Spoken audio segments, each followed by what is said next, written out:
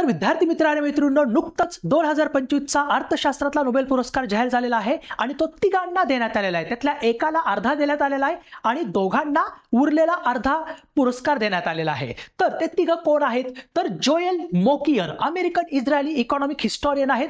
त्यांना इकॉनॉमिक्स मधला अर्धा पुरस्कार देण्यात आलेला आहे आणि जे उरलेले दोन आहेत, फिलिप ऑगियॉन जे फ्रेंच इकॉनॉमिस्ट आहेत आणि पीटर हुएट हे कॅनडियन इकॉनॉमिस्ट आहेत, यांना उरलेला अर्धा अर्थशास्त्राचा नोबेल पुरस्कार देण्यात आलेला आहे. तर कशासाठी देण्यात आलेला आहे?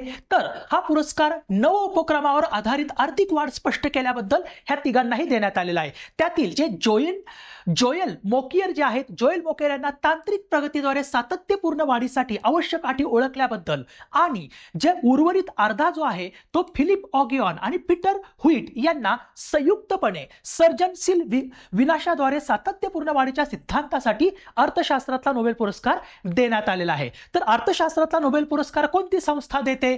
तर बघा, भौतिकशास्त्र, रसायनशास्त्र आणि अर्थशास्त्र या तिन्हींमधला जो नोबेल पुरस्कार आहे ती royal Swedish academy of sciences देत असते. तर त्याचं स्वरूप कसं आहे? तर याचं स्वरूप आहे अल्फ्रेड नोबेल यांचा फोटो असलेला 24 कॅरेट सोन्यापासून बनवलेले 175 ग्रॅमचं जे मेडल आहे, जे पदक आहे, ते पदक देण्यात येतं आणि एक प्रशस्ती पत्र देण्यात येतं. आणि त्याच्याबरोबर यावर्षी 2025च्या जे अर्थशास्त्रातील नोबेल पुरस्कार त्याची जी कॅश प्राइज आहे ती $1.2 मिलियन एवढी कॅश प्राइज देण्यात आलेली आहे. तर याच्यावरती तुम्हाला एखादा प्रश्न नक्कीच बघायला मिळेल. तर आपण ही 2026च्या दृष्टिकोनातून एमपीएससी आणि यूपीएससीची एकत्रित तयारी करण्यासाठी यशोदय नावाची बॅच लॉन्च केलेली आहे आणि त्याच्यावरती सध्या डिस्काउंट चालू आहे. तर नक्की तुम्ही या नंबरवरती मला संपर्क करा. या बॅच बद्दल तुम्हाला डिटेल माहिती देतो. So thank you so much.